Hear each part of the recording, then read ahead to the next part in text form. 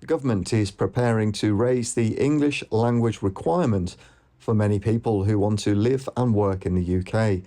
Applicants will need to reach a B2 level. That's equivalent to A-level English before they can start major visa routes or move towards long-term settlement. It's very interesting. In opposition, Labour talked a good fight about the sort of things they're going to do, particularly sort of smashing the gangs, bringing people over. That's not happened. It's a really difficult one. And indeed, the number of people I speak to sort of ask, why can we not defend our borders? Because, of course, that's what Brexit's about. All of that notwithstanding, and, of course, the most recent ONS statistics indicated that those coming through illegal routes, which, of course, these days is mainly across the Channel, constituted 44%, almost half of the migration to the country. And indeed, what's also worrying is the number of people, particularly younger people, who are sort of deserting this country for a whole variety of reasons. Under the new rules, first-time applicants on routes such as the skilled worker, high potential individual and scale-up visas must take a secure English test to A-level standard. The government says this will help people contribute more fully in the workplace and in their communities.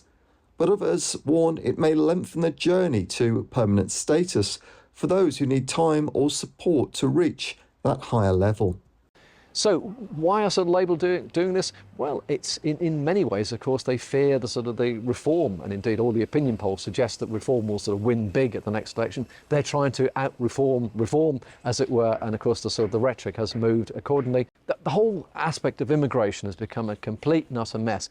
But of course, what really drives people sort of crackers, in my opinion, is the fact it's costing a lot of money. We're talking sort of many billions of pounds to keep people in hotels and whatever else, and of course that will probably cease by the end of the Parliament. But nonetheless, where are these people going to go? In conclusion, what I would sort of say is that we are sort of a multicultural society. We're made of many strands. There's always been freedom of sort of entry and exit, as it were.